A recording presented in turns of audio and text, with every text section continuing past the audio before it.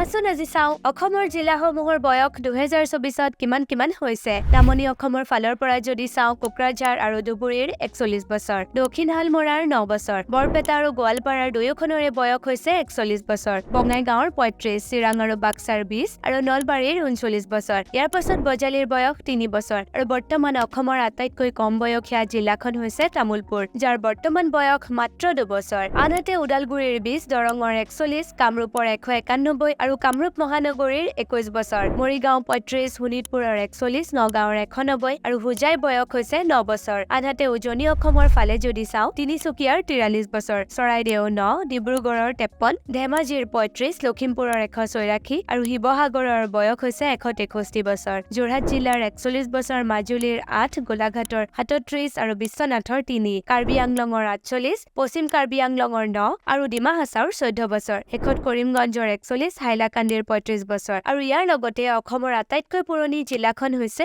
কাছাৰ, যাৰ বৰ্তমান বয়স হৈছে 192 বছৰ। আৰু তোমাৰ জিলাখনৰ বয়স কিমান? কমেন্ট কৰি জনাবা। তেন্তে আজি কি শিকিলা?